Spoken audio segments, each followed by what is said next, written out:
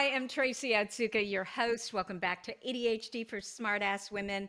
My mission is to show you who you are and inspire you to be it. After meeting thousands of ADHD women, I can say this with confidence. Every single one is brilliant at something, no exceptions. So, of course, I am just delighted to reintroduce you to Dr. Kalin Johnson. Dr. Kalin Johnson is a clinical pharmacist and functional medicine specialist with deep expertise in neurodivergence, women's health, and complex chronic conditions.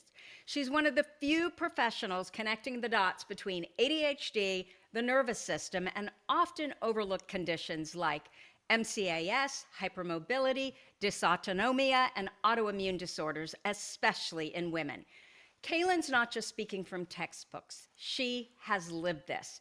Diagnosed with ADHD, autism, PTSD, and hypermobile Ehlers-Danlos Syndrome in adulthood, she brings a rare combination of scientific rigor and lived experience. She works directly with neurodivergent clients, many of them high-achieving women, navigating the medical system, helping them to understand how hormonal shifts, nervous system dysregulation, and coexisting health conditions impact focus and mood and energy and cognition. She's also a trusted resource for clinicians looking to better serve their neurodivergent patients. Kalin is known for translating complex science into practical strategies, whether she's talking about ADHD medication during pregnancy, perimenopause, or the very real physiological underpinnings of brain fog and burnout. If you've heard our past conversations, you already know Kalin is the real deal. She brings depth, clarity, and compassion to a space that desperately needs it. And every time she's here, I learn something new. Welcome, Kalin. Did I get all that right? You did. I was going to say, I know it's my life, but I'm tired hearing that. Yeah, that's why I'm tired. That's a lot. So, yes, but thank you so much. I am always so excited to be here because of your excitement too for learning more and more about how we can help support women with ADHD. Absolutely. It's always a pleasure. So, we're not going to talk about the ADHD diagnosis story like we normally do. If you're interested in hearing Kalin's story, you can check out episode 177, where we talk about medication, and episode 253, where we talk about our nervous systems. So, before we start talking about ADHD and pregnancy, can you give us a short explanation of the alphabet soup that I just took everyone through? So specifically, tell us, just short sound bites, because every single time I read this, I have to think again, okay, now which one is this? And so I'm sure our audience can relate. So MCAS specifically, hypermobility, Ehlers-Danlos, and the dysautonomia. What is it? Yes, exactly. So basically, what we're looking at here is how the whole body connects when we end up having our nervous system in different states. So, an activated state, or a sympathetically activated state, or a parasympathetic state, which basically just means fight, flight, or rest and digest.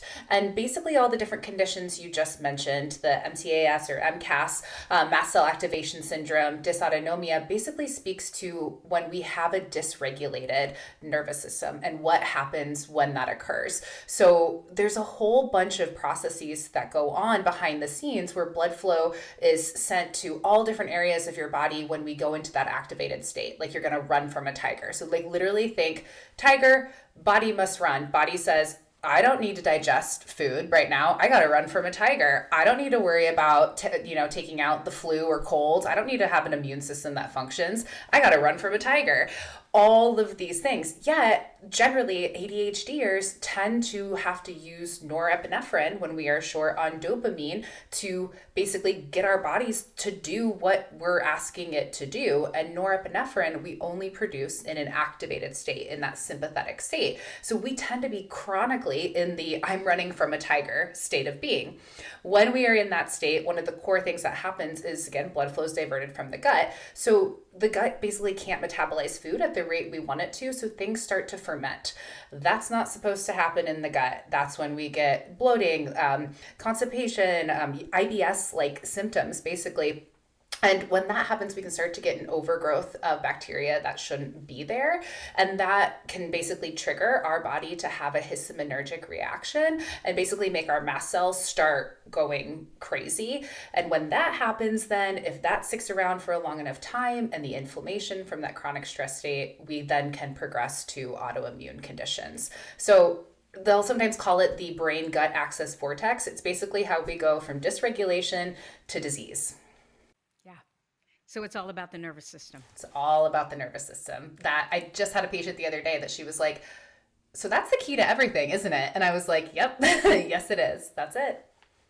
So what is dysautonomia? That word just basically means the dysregulation of the autonomic nervous system. So when we're basically seeing for many different reasons, whether it's external triggers, internal triggers, that sends our nervous system when we weren't necessarily really wanting it to into an activated state. So for somebody that could be heat, like summer's coming, right? You get hot and you start feeling agitated. You start feeling maybe irritable, angry, like you're sweating, all of those things. That is dysregulation. That is dysautonomia. That is sending it there. Now, the most common reasons we end up in a dysautonomic state in that work is going to be pain, non-restorative sleep and rest, dehydration and electrolyte imbalance, hypoglycemia or low blood sugars, or forgetting to eat, ADHD, and then emotional and physical stressors. And that includes things like sensory sensitivities as well. So that can all be related to ADHD. All of it. So, Kalin, I feel like we just follow your life, and as you experience something new, you ring us up and say, "You need to know what my newest hyperfocus is." That's exactly. And I'm so glad you do, because do you know, in 5 years, over 5 years of doing this podcast, we have never had an episode on pregnancy. You probably looked it up, which is why you rung us up and said, "You need to do this." That's exactly why. After again experiencing it myself, and then again my own hyper focuses tend to, go with where my life takes me, and then getting to talk to my patients about it, and how many of them were like, "Oh my gosh, like I didn't even realize how much my ADHD, and most of the time undiagnosed ADHD at the time, was a factor, and how much different that process could have been for me if I would have had the information." And not even just different, and this is one thing we'll probably get into, but is how much even just trauma is left over from that experience for a lot of the patients that I work with from not having that information. So right away, I was like, all right, I got to call up Tracy. We got to talk about this. Okay, so you just had a baby. I did. Yep. She was born 6 months ago today, back November 9th of 2024. Scorpio. Yes, she is. And she is a Scorpio through and through. Are you? She is. Literally last night, she would not fall asleep in her bassinet. She was up every 20 minutes. She was still sleeping in our room. And I was like, gosh, she doesn't do this for her naps. I was like, I'm going to, I guess, just go lay her down in her bed, in her room. Girl was asleep. She was like, Mom, I'm done with this. I'm ready. Independent woman. So how did the pregnancy go? Yeah, so I will say from I guess a medical standpoint, when you look at my records from going into appointments, brilliantly. It was fabulous. It was about as easy and streamlined as one could have. Now, if you ask me personally, or that lived experience, especially as it comes to neurodivergence and ADHD, a lot more challenging than that would say. It was, I guess, in so many ways, the best of both worlds. I'm so grateful. It was a healthy and easy pregnancy health-wise, but there were some pretty core things around my ADHD that made it a challenge. So tell us, like what? Yes. So I would say some of the biggest things that I saw impact me, one of them was decisions and decision paralysis. The amount of extra things to do to prepare for the baby that were thrown at you, breastfeeding videos, books, parenting ones, the amount of questions. My wife and I, Marnie, always laugh when they first came in, the questions around my birth plan. And what did we want our birth plan to be? We had no context for what that even meant. So we were like, I don't know. I literally have no clue. And which also is not always a great feeling for ADHDers. Sometimes we have that triggered response of feeling like we're supposed to know or we should know. And we're like, So what? when I hear birth plan, I think, are you going to have your baby in a hot tub? Exactly. And there were so many things. They were like, do you want to go ahead and like be ready to be hooked up to an IV if like you need fluids? Like what kind of monitoring do you want for the baby? Do you want a band? Do you want I'm like, I don't know. I've never they're like had a band attached to my stomach while I'm having contractions. Do I want that? I don't know if I want that. So I've never even heard of that. yeah, so they basically put a band around your belly that can basically continue to track the baby's heart rate and vitals, and then you just can keep that on the whole time. But for some people, that can feel really overstimulating. Or for me, they were having a hard time tracking it. It kept losing the baby's heart rate, so they kept having to come in and readjust it and readjust it. And so the first of can't find the heart rate, and then constantly they're up on me just like moving it. I was about ready to like throw elbows and be like, get off of me. I do not want to do this anymore. Like not like this. And yet that, I didn't know also until I was in the moment, which funny birth plan. I literally got to the moment where they had nurses switch over and she was like, well, I read your birth plan. And I said, shred it, shred it. It's all out the window. So, okay, so let's talk about the pregnancy first. Yeah. Was that a relatively easy pregnancy? How was your brain doing?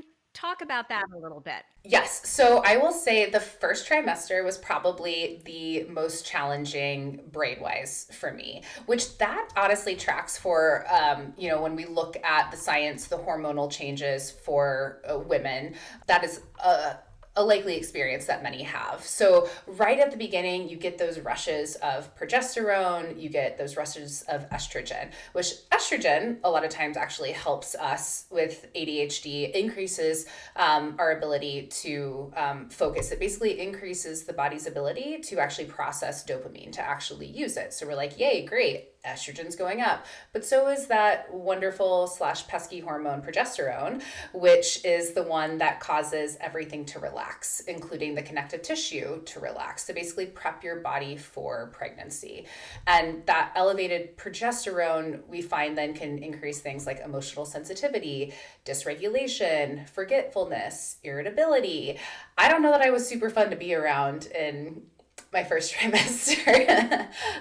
Definitely had a lot What of. does your wife say? Yeah, she said no. She said no, thank you. I don't know though if when we get to that, like that though, still looking back, as challenging as that was, the postpartum piece of that, where the hormones then, you get that estrogen climbing, it completely bottoms out once you have the baby, because the estrogen that's all being produced, that really increases those levels during pregnancy, is mostly caused by the placenta.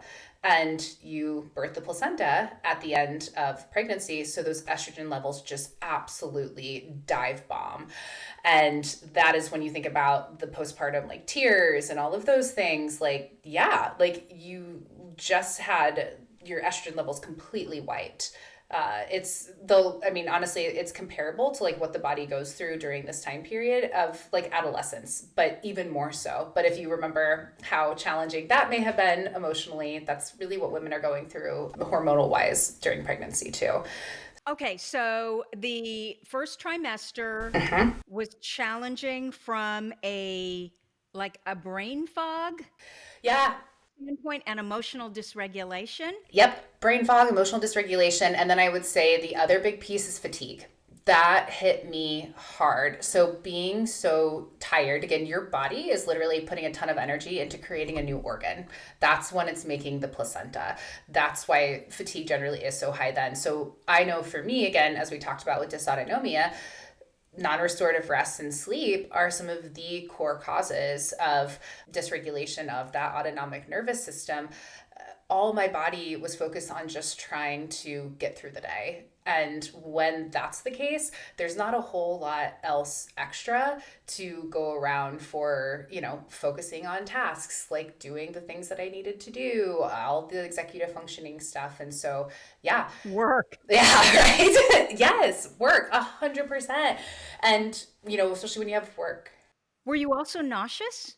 Or were you okay? I had some nausea. It wasn't terrible. It mostly was triggered by certain foods, which the funny thing was, again, like they were mostly healthy foods that I was nauseated by. Salmon, we would eat salmon all the time. I was like, I do not want that anywhere near me. Vegetables as well, especially if they were cooked for whatever reason. I did not want them if they were cooked. I wanted potatoes. That's what I craved. My thing was ice. Yeah. And I understand that that's actually quite common. Yes. Yes, it is. Some deficiency, right? Iron. Is it iron? Yeah. Yep. Yep. I thought I was just so weird, but and at that time I probably wasn't eating a lot of foods that are rich in iron other than isn't spinach and like leafy greens are rich in iron, but certainly not meat and things like that. Okay, so first trimester was challenging. Did it get better? It did. It very much did. So in the second and the third trimester, there, I would say, like, just again, being in that pregnant body, I was getting my energy back. My body was not having to, it already had built the placenta then. We're just kind of at this point, helping to progress the baby. So I was feeling then like I could focus again. I had energy back. I wanted to clean. I wanted to nest. I found that I did want to do all of those things. And I was just like ready, raring to go, and just felt like I guess that classic glowing that they talk about. I had, especially a lot of my patients, they at the time they didn't know I was pregnant yet, and a lot of them were like, you just seem like you're just so full of energy. And I was like, yeah, I guess it's a thing. So, Kaylin, I have always wondered about this, and I've met a few ADHD women who experience the same thing, but not a lot. I think most women that I know with ADHD, or even without ADHD, that first trimester, they're nauseous, they have the brain fog, they're tired. I had none of that. I was a little bit nauseous, but I will tell you, I think I had a whole brain during my entire pregnancy. I have never been so efficient and on top of things. I could accomplish 40 things at one time, and I didn't know I had ADHD. And so I remember thinking, well, I'm supposed to be tired, I'm supposed to be all these things, and I was none of them. I never felt so good. So why the hell was that? Yes. So this is so important too, that every individual, especially every individual with ADHD's experience is going to be different. And one of the core things, so there's two things here that I would see in a patient who would experience this. Number one is that estrogen, is that role that's playing. And so for each one of us, why our dopamine stores are low, why those are struggling can be a little bit different. So I would say in your body, the estrogen component was likely really, really beneficial in getting you like that, the dopamine efficiency that you needed to be on point. The other thing that likely happened is this change in what we call default mode network. So those changes in the default mode network that happen. So basically our brain starts going through all these neuroplasticity changes when we become pregnant. So the two core things that they found that happen is a decrease in the gray matter in our brain, an increase in white matter. And so that decrease in the gray matter, that's really where that default mode network lives. So that default mode network is basically what your brain is doing when you're at rest. It's doing kind of all that background thinking. It's doing all that very like self-referential thinking. It's like future planning, all that type of stuff. So ruminating, exactly. So with ADHD, then really the thought is that default mode network is just going all the time, like more so than it is in other individuals. And when the task mode network takes over, the one that will help us basically focus on what we're doing, that default mode network doesn't lower back down. So it's still just as loud in the back saying, hey, think about this, think about this, think about this, even while you're doing the task. However, in pregnancy, one of the things that happens again is that gray matter shrinks and the default mode network that goes down, that quiets down a bit. So those are likely the two reasons for you that combination of estrogen and quieting the default mode network, your brain and body were like, we got this. Wow. Yeah, because then you're in the task positive network, right? And you're action, action, action. Heck yeah, that's exactly. And the whole point of that is we think that basically it's trying to get mom and baby ready to bond, and for the mom's brain and body to have the ability to really focus on caring for this child. And so the body basically says, sorry, if you wanted to remember the word fork, we would rather you focus on keeping this baby alive. Oh my gosh, I love that. Okay, so you got through the first trimester. Second trimester is a lot better. Yes. Then what happened? So I would say the third trimester, what really got overwhelming then was it just started feeling like that ADHD piece of the everything was ramping up, right? So one of the core things, I was talking about this with my wife this morning, and I was like, hey, what do you remember as the biggest things that have impacted both of our ADHD? And one of the first things she said was the appointments, just the sheer number of appointments that we had to have. And also I was over 35, so we had to have extra appointments because I was then termed a geriatric pregnancy. So there towards the end, we were having 2 appointments a week. And this is again, while we both own our own practices, like we're trying to work and just like driving out there, and just even again the ADHD planning piece of like, we're holding out the all day because we know we have this appointment. And so all we're thinking about is I have this appointment, and that's happening constantly. So it's kind of getting in the way of our rhythm, our routine. That was a nightmare. The sheer number just of like questions people were asking us all of the time. Like just the absolute overwhelm with that, and just like the unknown also of when the birth was going to happen. So that similar kind of waiting feeling, I know both of us really had a hard time because we were not doing an induction, so we were going to let this happen naturally. We were able to do that, but then every day it was like, but is it going to happen today? Like, should we go ahead and do this thing? Should we not do this thing? I don't know, is it today? And that started driving us absolutely bonkers. Of course, I went into labor on my due date, but for the weeks leading up, yeah. That is so I rare. know, I know. Yeah, so I think all of those things, and even just making a lot of those final decisions around like, what stroller do we want?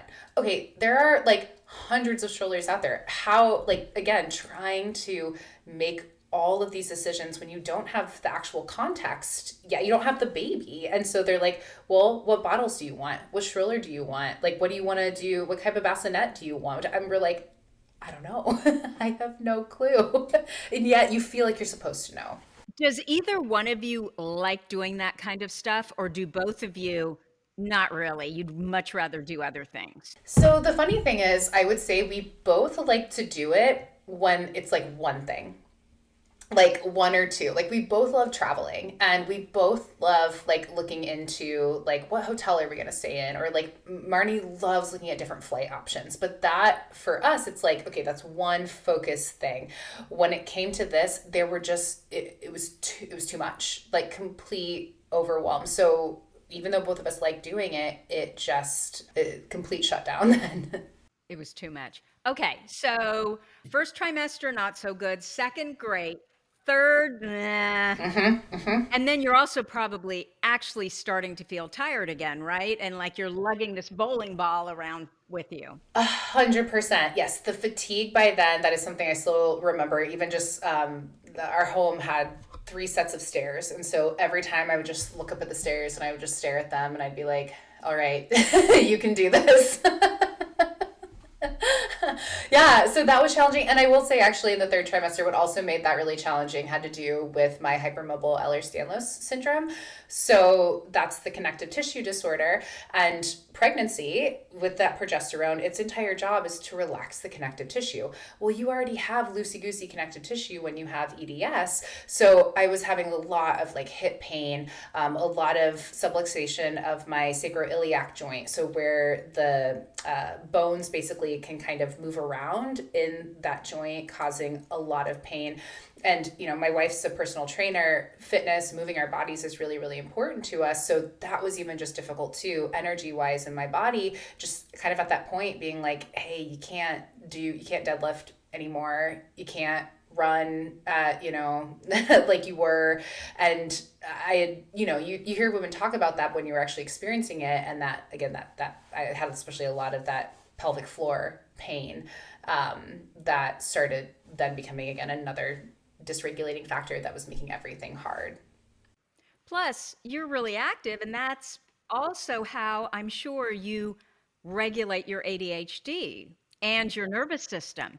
And so you couldn't do that. When you've got Ehlers-Danlos, what is it that you do? You basically walk, or does that even feel painful and scary? That's exactly what we did. We walked a ton, and it still, yes, was painful. It hurt. I had to waddle my way around. And that was also, again, as somebody who hadn't had a baby, I thought the waddle really was kind of maybe the awkwardness of the belly. But for me, it was that pelvic pain. Like every step I took and like trying to basically move my legs forward and backwards because so the pelvis is basically actually two halves and it's held together by ligaments, which are made up of connective tissue. And that pelvis starts to expand then for pregnancy. And so trying to keep those two pieces together are your muscles basically are so tense all the time in that pelvic floor, just really trying to hold your hips together. And so they're just so overworked all the time. So yeah, I would say honestly, what would be great for a lot of women would be things like swimming. The time of year when I was pregnant, it just didn't really line up well for me, but that would have been the case. But yeah, walking, I would have a lot of dance parties, even seated dance parties sometimes, just to get my movement out, to get that energy out, just help with that regulation, help with that ADHD.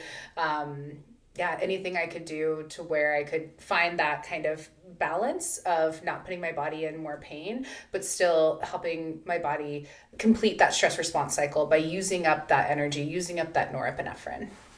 Did you take medication, Kaylin, during your pregnancy? So that's a really, really great question. So I did not take any stimulant medication during pregnancy. Do you normally take stimulant medication? So I did for a period of time and then I actually stopped. So as I got my Ehlers-Danlos syndrome symptoms more under control, I found that I didn't have as much need for a stimulant for a number of reasons. There were not as many dysregulating factors. My body's hormones were more regulated. I wasn't as short on dopamine then, and I could tailor my life to fit still what that was. But the medication that I found has continued to help me a lot was clonidine, which is a non-stimulant medication that can help decrease norepinephrine in the prefrontal cortex and the brainstem. And that norepinephrine, again, is what our body is producing when we're in that activated state. When I think about us, when you're kind of buzzing around like a hummingbird, like that's that norepinephrine that's driving us there. And that can cause some of that inattentiveness, that hyperactivity, that kind of feeling. So clonidine can really help to quiet that.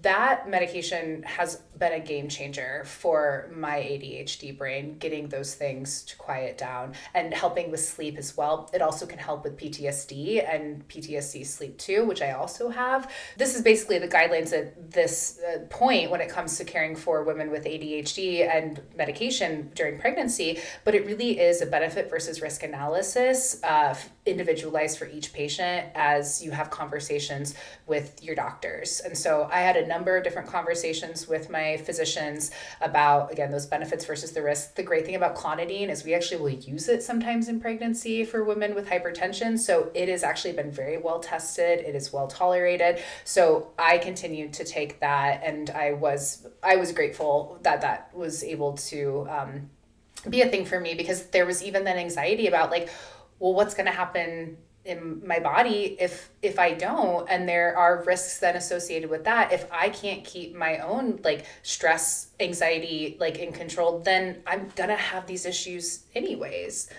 And what does that do to the baby, right? Exactly. Because stress is like that core focus, which is why we have to really look at in each person, in each woman, like what's going to be worse. We know that like just stopping, medications can worsen mental health conditions. Like it can seriously impair functioning. Also, they found with stopping ADHD meds, just kind of cold for pregnancy, preterm birth and spontaneous abortions as well. Increased risk. Yes.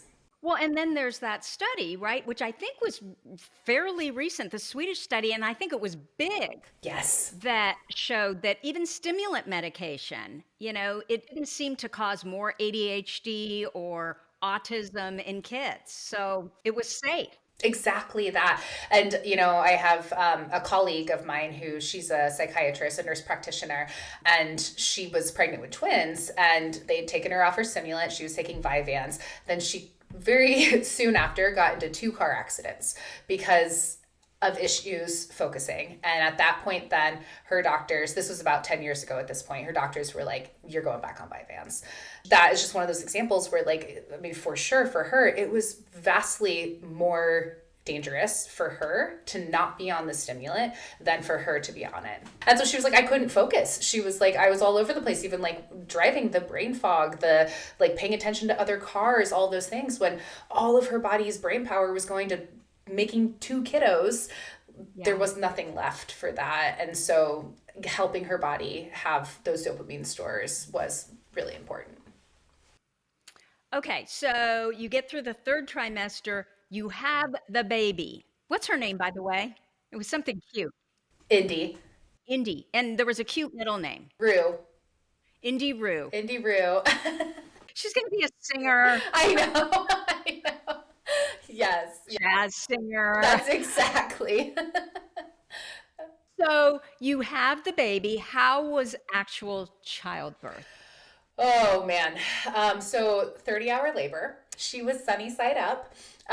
So I had a plethora of back labor, which was pain I did not even, could not even materialize in my brain. And this is also like, I went into pregnancy, which totally like, I was like, I got this. I was a runner. I was a rower. I was like, I know pain is what I thought. I thought I knew pain. Yeah. 18 hours of back labor unmedicated brought me to my knees. It didn't bring you to medication. It would have brought me to medication after 1 hour. Oh, it did. After 18 hours, it did. Well, and here's a big reason why, which just such a classic ADHD thing. Once labor started, which it started at 5:30 in the morning on my due date, that's when my water broke, I forgot to drink water for most of the day. Because I was excited. I was like, yeah, I was like getting all these things like, ready, like calling like my parents to come like help watch the dog and doing all the things and like get my body in, these states. And like I ended up laboring for about 16 hours at home. And then we went into the hospital. And when we got there, they were like, hey, so baby's heart rate is not responding how we would like it to. She's not really tolerating the stress test as we would want. And she starts going through these reasons as to why that may be happening. And she goes, it could be dehydration. And I look at my wife and I drop the F-bomb because right then I was like, I have almost just not drinking water today. I was like, that's gotta be it. I'm sure that's it. So I was like, Marnie, I was like, hand me my water, hand me my electrolytes. I started downing them. Within 15 minutes of me drinking water and electrolytes, her heart rate started responding again.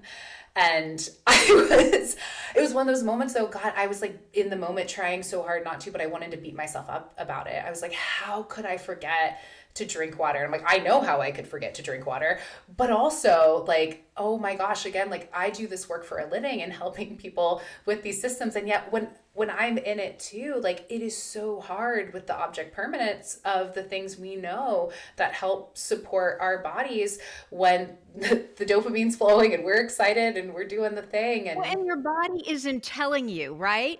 I mean, I think of my husband, he could never not drink water because he'd be like, I'm thirsty. yeah, I know. I can be thirsty and not even realize I'm thirsty. Yeah, zero clue. Completely. And that's one of the things I said actually to my wife. I was like, if somebody would have even asked me when I was sitting there in the hospital before that happened, are you thirsty? I would have been like, no, I'm fine.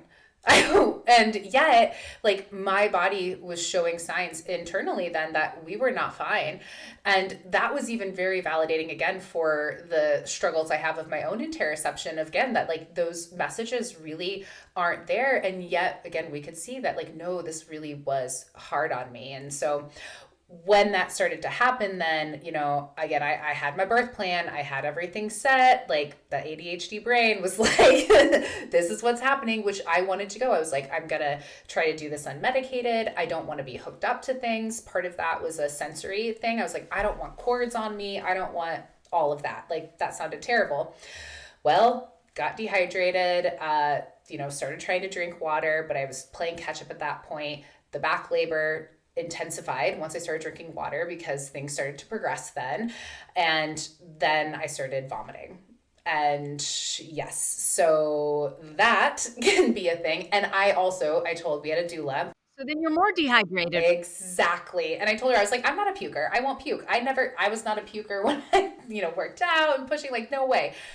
I was a puker. But isn't that related to pain and nausea? That makes, 'cause that's how I am if I'm really in pain. Yes. And I had never experienced that before. So again, like all this newness, all this stuff that I couldn't have anticipated, that I could not have planned for, and then had to, in the moment, try to respond to, which again, another challenge for the ADHD brain. People are asking me questions that involve executive functioning, and I am having absolutely horrific contractions that would not stop. I'm vomiting, like I'm dehydrated, like it was awful. And I had that classic TV moment where I was in the tub and I had barely up and I yelled out, I said, "Get me the epidural, get it now." Like,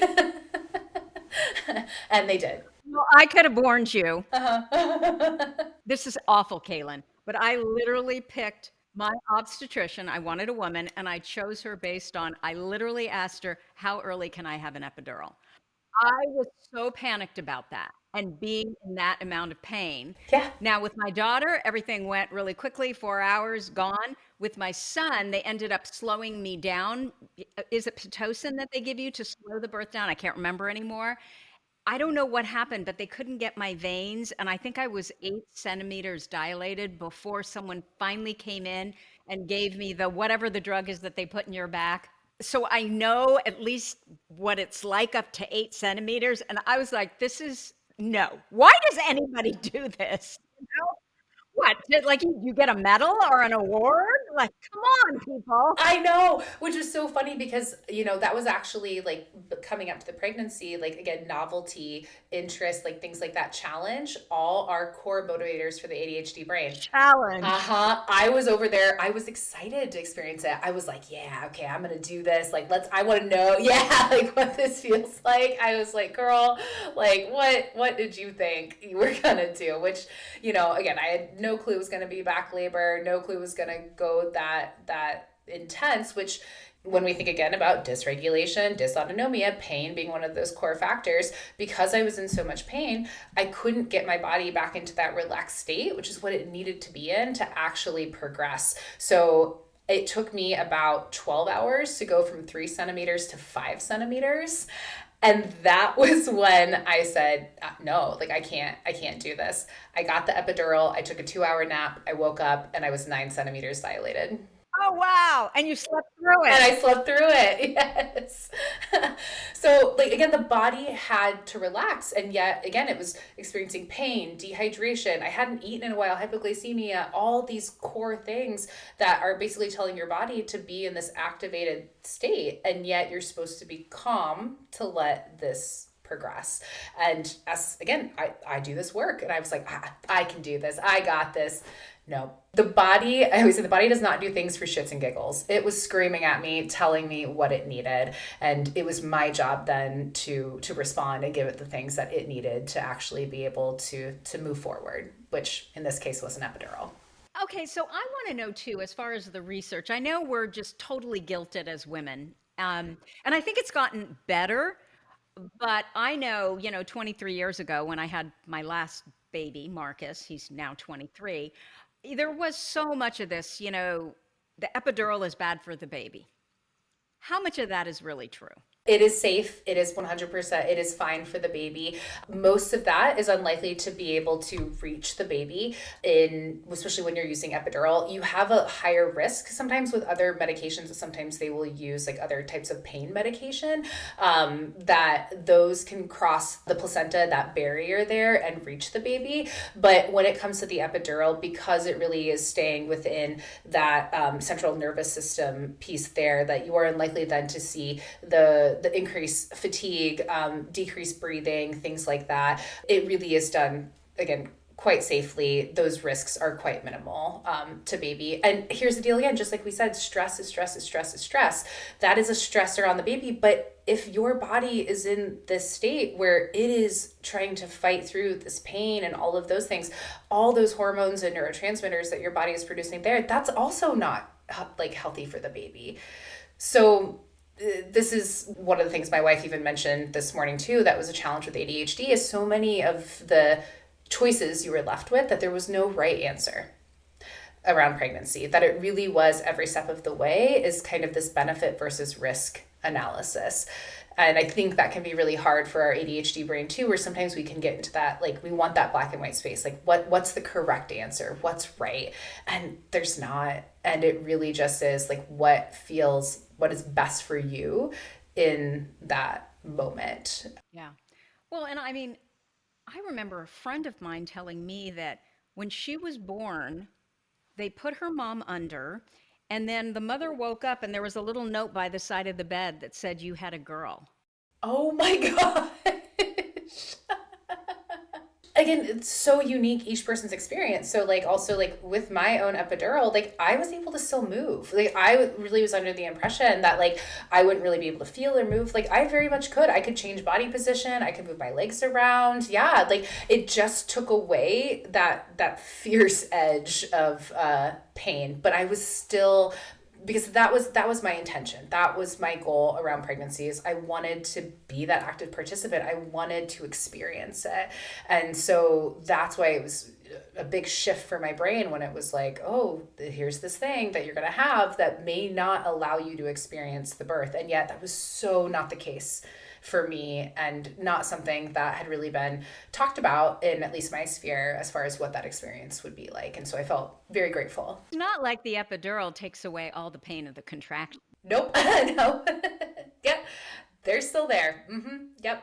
Exactly. You know, I love my kids and I would do anything for them, but I was so panicked about childbirth that was literally the only way I could do it. And I'm grateful that I experienced the 8 centimeters dilation without it. I don't know why. I think because, at least for me, it wasn't as bad as I thought it would be, but it was still pretty bad. And I'm like, why do we have to experience that? Why do women do this to ourselves, right? It's this perceived perfectionism about how we're supposed to do things. And if we think we fall short, then we're just not good enough.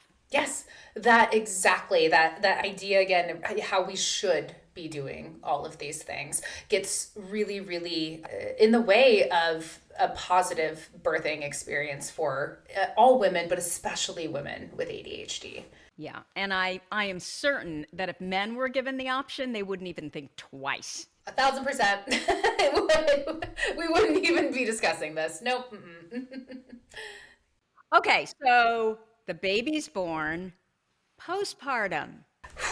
How did that go? That was, I still don't even feel like I have words for it. My wife, 2 weeks in. Are you still in it?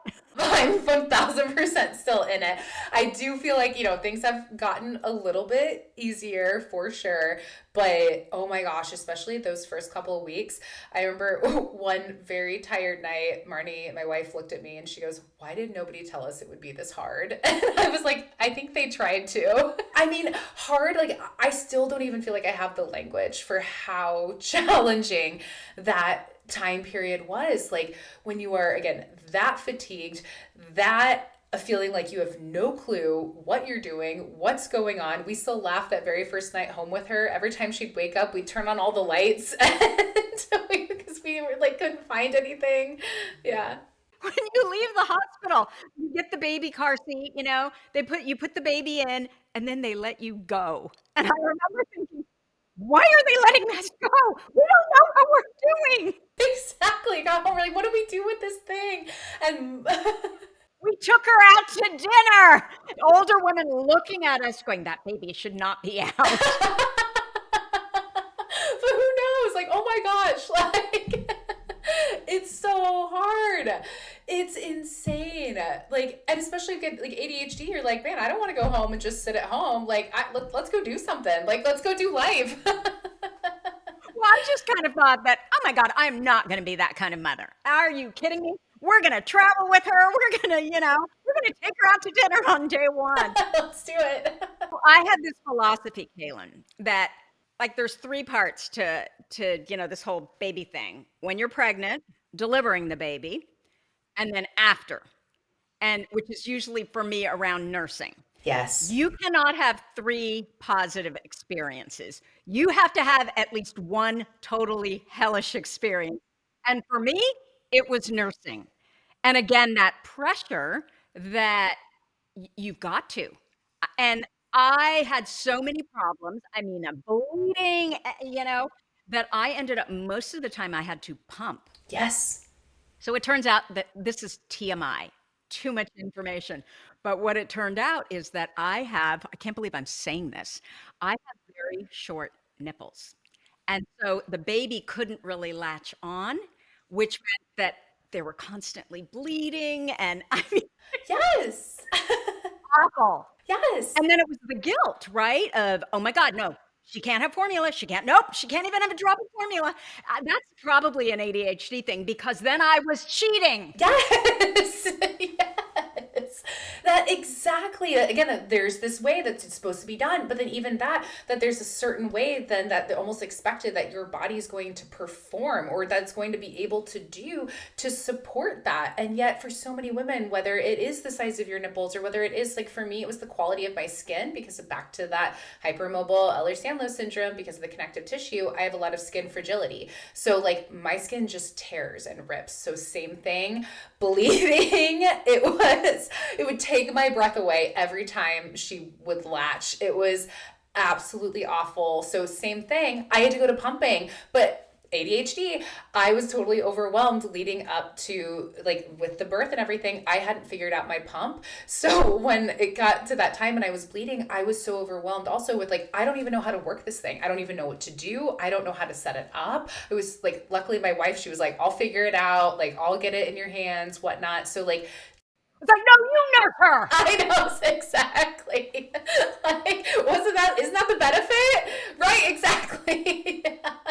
So like that, I mean, completely overwhelming to figure that out. And then, so like, again, keeping up with the pump, I feel like that's another thing with the ADHD of like, it still feels like even now I'm still pumping now that it feels like it's the countdown to the next pump session constantly all day. Like it's so hard for your brain not to be stuck in that space. You can't do anything else. If every couple hours, and it's not, I mean, if you have to pump and then you have to feed her, and I mean, I'm sure you get help with that, but still, it is literally your entire day. It is. Well, here's the thing too that again, they don't always talk about. So unfortunately, I was trying to pump, just solely do that. And I had actually really, really good milk production, actually too good. I had also rapid letdown, which was a big problem to where then she's like choking on it and like does not want to nurse, especially from the one side that was really bad on.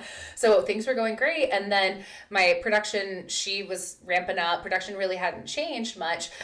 So we started giving her formula. Well, turns out she had an allergy, a cow milk protein allergy. So, and then you're probably guilting yourself. I shouldn't have given her formula. That to a T. I was like, how could I give this to my baby? She was in so much pain. We ended up having to go to the ER because she was like lethargic when it happened, which then ended up leading right now.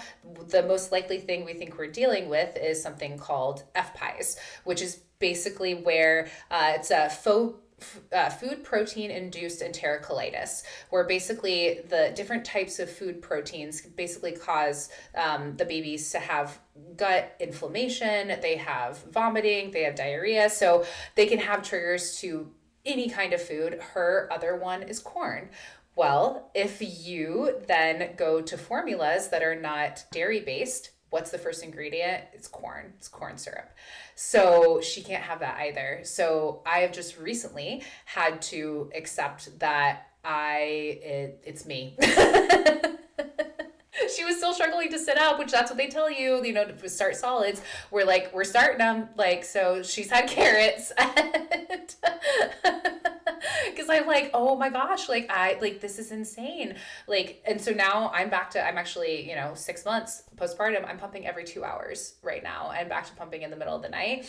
And you're like freezing it all and God, yes. Like it's so again, nobody tells you those things that like, okay, like you have this opportunity, maybe even for choice. That was what was really hard is it felt like choice was taken away from me then and those feelings of trapped, then that like I'm stuck in this. Like that was so hard. you go out, right? And you're at a friend's house.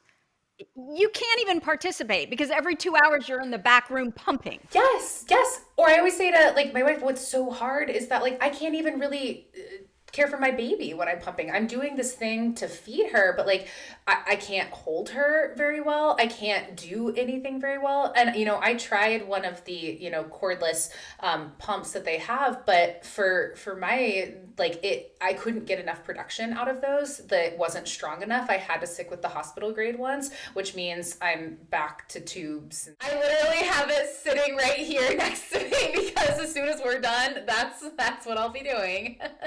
So, mhm. So that part was hard for you too. Thankfully, so my daughter went the whole year and I was so happy because part of it with me too is everybody's like, "Oh, you need to nurse. You'll drop all the baby weight." No. I held on to the baby weight until I stopped nursing. So what the hell is that, you know? Thank you, because that's exactly what I was told as well. And I was like, okay, but same thing. Like, and I'm right now about 10, 15 pounds like up from my normal weight. And like, that's not going anywhere, even though like I eat exactly the same way. And same thing, my body's holding on to it because of breastfeeding. So there's a couple of reasons. So one is you need the energy. Like you are burning massive amounts of calories for your body to be able to literally produce food for your baby. So your body's like, no, like we need that extra fat, like we need those extra carbs, we need that protein. So like it's not going to like let you in some ways like get to a certain even like lean state that you may have been in before or whatnot. The body's like, no, we can't do that.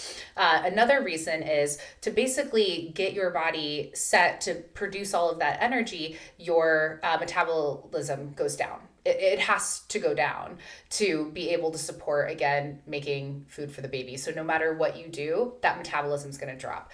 Last reason, estrogen. Estrogen, so our hormones tell our body where to store fat and how much to keep of it and how to like also like tone our muscles, which also muscles are a big part of what helps actually when we're at rest to burn calories.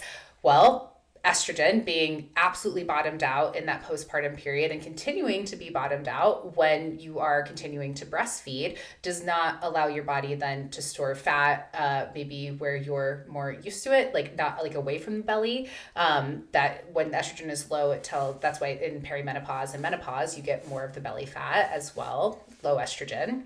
So all these different factors while you're breastfeeding actually make it much more difficult for your body to end up dropping that last weight. Yeah. So what I started to say is my daughter went through a whole year and oh my gosh, I had a party when we were done with that. My son though, I seem to recall it was either 8 months or 10 months. He just said, "I'm not doing any more of this. I want food." I love that. I was so happy. But Kaylin, okay, I want to tell you something. Even the worst day nursing and, the sleepiness, although I'm so spoiled. My daughter slept through the night after 7 days. And my son, it was 7 weeks. But with 7 weeks, I thought I was going insane. So then I talked to these women who, oh no, it's been 7 years. We're in that right now. Hmm.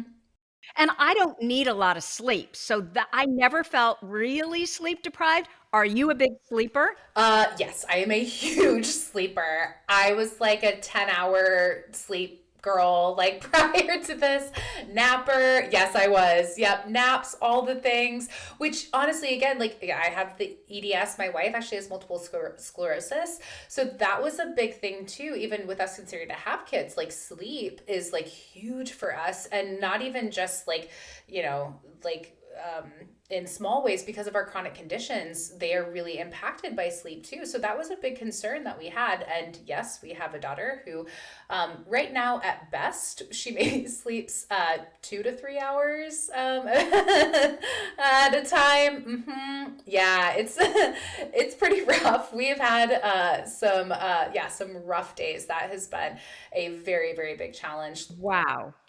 I feel so bad. I'm like bragging. I feel I'm really so happy for you. I am one of those people that I'm like, no, I'm so happy. you need to hire one of those sleep people that they come to your house, they let you sleep, and then they take care of the baby. We had one of those. We did invest in that. We did. And we did for the first 12 weeks actually. And so we had a nighttime doula for about 3 nights for the first 2 weeks. Then she went down to 2 nights for the next 4 weeks. And we had her one night a week. Kara, we were like, Kara, you cannot leave us. Like, she was amazing.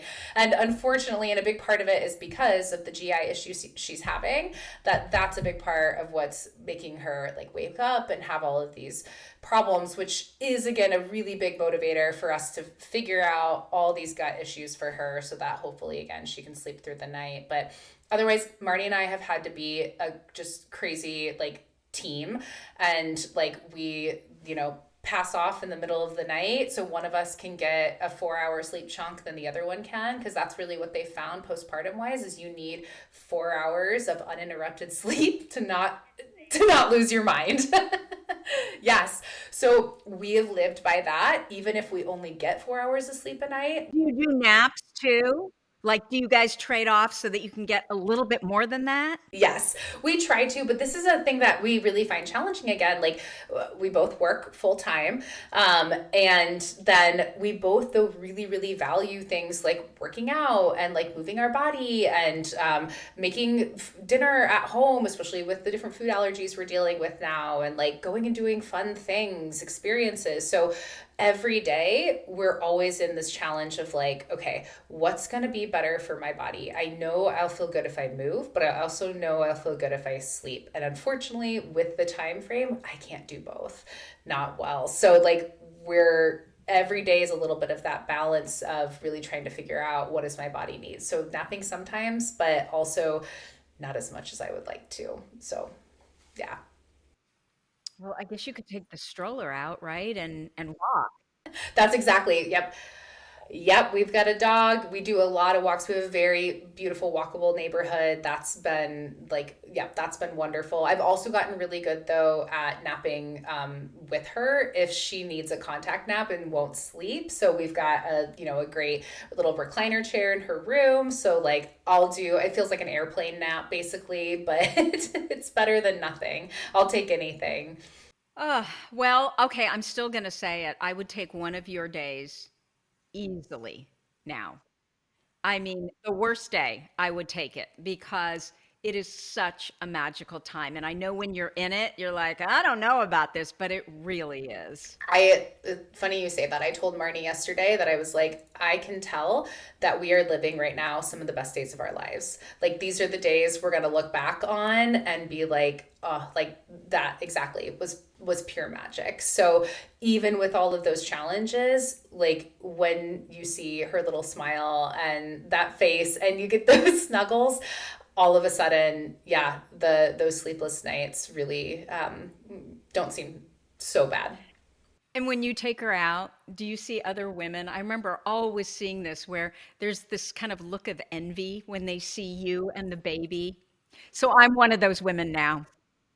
But I remember thinking, this is a little weird. Exactly. Well, especially I feel like she's entering, 6 months. I feel like that 6 month to a year is just that, especially, yeah, the big cheeks, and they can't like fully like run around yet. So they're just kind of just there in your lap. And exactly.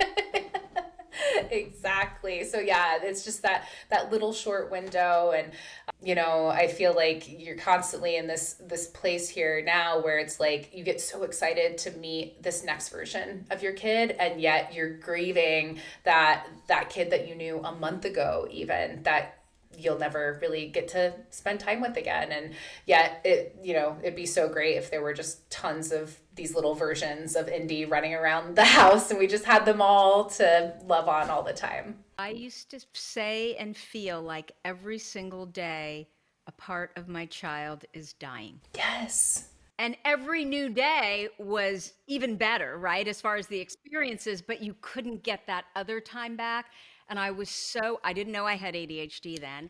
I was so afraid that I was going to forget, which of course I have. And you're so lucky. I mean, there's a lot of things that you're not lucky about as far as having a baby now in this time we are living in. But you're also really lucky because you got the iPhone. Or Android or whatever. Literally, I wish I would I would have taken a video every day. I would have taken a million pictures every day. We do. We take a million videos and pictures every single day. I'm like, we got to remember this. We got to remember this, like for sure. And that is, one of those things back and forth that, we also balance of living in the moment, even not fully behind the phone and the screen, but also knowing for us like, exactly that like our memories have a hard time holding on to that information that we do want that. So like we have like kind of our intentional time where when we start like a new activity, we'll be like, okay, picture time, video time, and then we're just going to enjoy her. Yeah. Okay, so how has becoming a parent thus far changed your understanding of your own ADHD? Are you kinder to yourself or are you more demanding? No, I would say, I mean, overwhelmingly kinder. I think, yes. And I think a big reason is one of the things I'm really, really grateful for is understanding, why my brain works the way it does, like what's actually happening, having that deep understanding and seeing then how it really thrives when I again pay attention to what it needs and I meet that need. And that is what allows me then to connect with my daughter, to again like meet my intention to care for her. So if that means I wear my headphones while she's having a hard time going down for bed at night, then that's okay. There's no beating myself up over that because I really get to see that it is allowing me to be the mom I want to be. So that shame, I feel like that could have and maybe has existed around meeting my needs, building a life that supports my ADHD, making things easier, getting the easy, already cut up whatever at the grocery store, like all those things, I'm seeing direct ramifications every day of how much it is improving the quality of my life. I love that. So, do you have a new number one ADHD workaround? I love the head things. I never even thought about that, but if you're really sensitive to noise, that is a fantastic way to deal with it and still be present. Honestly, be more present, right? Because it's not like nails on a chalkboard. That is exactly it. Like it is everything. That is probably my biggest like ADHD thing that I use every single day are my headphones. Otherwise, I think like the big things that like really hit for me, the ADHD workaround is like really talking my brain through what is happening pathophysiologically. And maybe that sounds silly that that's an ADHD workaround, but all of that, when I can connect it back to what's happening, it helps me have that why. And it really gets that, and I never like this word, so I'll define how I like to use it, but the acceptance, where when I say acceptance, which really meaning a willingness to integrate what is into your reality, which that like in understanding how my brain works and really thinking about, oh, okay, I'm really craving dopamine right now, or this is happening and I'm using norepinephrine to do so. That's why this doesn't feel good. All those types of things and talking to my brain that way helps me then integrate that reality into my life, which is then I can build it based off of my unique bio and neurodiversity. It's an understanding. Yes. And I think when we understand what's actually happening, of course we're going to be much kinder to ourselves. Yes. Yeah. That is, I think my favorite thing about the work that I get to do is helping, women understand actually what is happening. That is the tool then that they can go and actually figure out how they can help themselves and feel better in their lives. And like, I was talking to some of my patients about their own experiences with birth and pregnancy and postpartum and things that they had, like looking back, things that they struggled with or things that now, especially a lot of them didn't know they were ADHD at the time as well. And they said things like, you know, there was a reason having a hot, sticky baby on me was making me angry and sad. Like, I didn't know it, you know, it left all of this trauma, or even again, recognizing what was going on in their body, like women having, you know, infections like for months postpartum and not recognizing that that's what was going on. Or then, you know, we get into the postpartum depression piece of it all. And, you know, we have these set screeners. And I had multiple patients say really feeling like there should be a screener for postpartum depression that is unique to people with ADHD. And one of those core reasons is the way that those questions are phrased are things like, you know, are you, you know, having a hard time keeping things organized is one of the questions, which like, right? Like, right? Yeah. So many of them are just basically like what we experience all of the time in our day to day, like difficulty sleeping. Are we feeling scared or panicky for no reason? Like, so many of like women that I worked with were just kind of like, I didn't know how to respond then to these questions. I experienced that all the time. And yet what they really needed to be talked through was like, you know, are these amplified from like your baseline, or like really again connecting that all the experiences that they were having and these like sensory experiences are actually tied to overstimulation and their emotions, and that again emotions really are symptoms of the state of your nervous system. And again, just because you're getting out of bed, which a lot of ADHDers are really good then at just like going and like doing the thing, we've got that practice of using that norepinephrine, doesn't mean we're doing well necessarily, but that screening tool doesn't necessarily catch all of us too. Makes perfect sense. So, Kalin, did you really start a new podcast in the middle of all this? I did. Tracy, here's the again ADHD man. Like I can't. We also we had to do IUI with our baby. The day we did IUI, so that's intrauterine inception. So that's basically where they end up basically taking a nice long catheter that goes up into your uterus to get pregnant. So they basically send the sperm up through that. So being that we are an LGBTQ couple, we had to have some assistance with that. So that was how we had to go in to the office to do IUI. And when I think I said insemination, thank you, IUI, the day that we did that, that was the time that we got pregnant with Indie. We signed that day to build a brand new house. So we were building a house while I was pregnant. We moved into the house a month after the baby was born.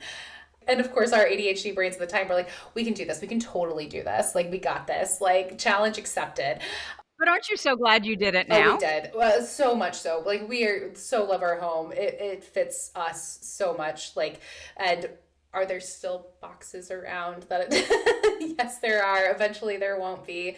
But yes, so yeah, like all of the things after, yeah, just really overwhelming. So Okay, so tell us about the podcast. What's it about? yes. So podcast, it's me and my wife, Marnie. We are just it's us sitting, chatting. It's called Queens of the Neuroverse. So we really, when we were thinking about starting this podcast, we really wanted to have something, we had so many people around us and our patients and our clients were like, man, I wish I could be a fly on the wall in your guys' house because of just the unique way that we each have ADHD, the work that we do, how much like we talk nonstop. And we were basically letting people in to be a fly on the wall in our experience with ADHD, with this hopes that, you know, you will feel empowered to reign over your own neuroverse.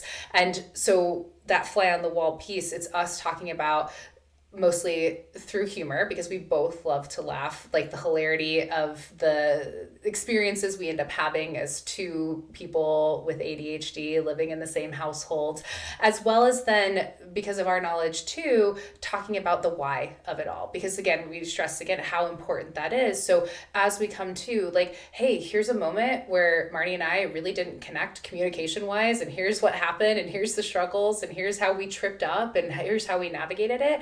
Oh, and also here's why pathophysiologically this happened. So, you know, when we can explain what's happening in the body, shame really doesn't hold a space. So getting to walk people through these real ADHD experiences we're having in our own lives that they maybe are experiencing too, and then they can also understand the why.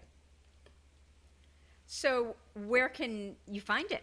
Yep, Queens of the Neuroverse podcast is on Spotify. We also have a YouTube channel where you can also watch it if you like video instead of audio. You can also access it there.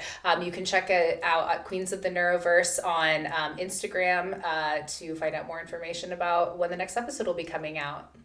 Reach out to me at kalinjohnson.com. That is Kalin Johnson, Johnsson. That's where you're going to find information about booking an initial consult with me. I work with patients one-on-one. Everything is individualized. Again, I specialize mostly in women with ADHD with complex illness, and not that pregnancy is an illness, but it is a complex, yes, piece. So I have a lot of women who come to me who are pregnant or going through that process and need that support through pregnancy. So if you're pregnant or if you're not, and you have any sort of symptoms that are happening that you feel unexplainably unwell, you're likely a good match for me and my expertise. So yeah, feel free to book in a free initial consult and we can see about working together. Queens of the Neuroverse and KalinJohnson.com. That's it. We'll have that in the show notes. Kalin, thank you so much for spending time with us again. Yes, thank you for having me. It is wonderful as always, and I'm gonna go pump. I have for you for this week. If you like this episode with Kalin, let us know by leaving a review.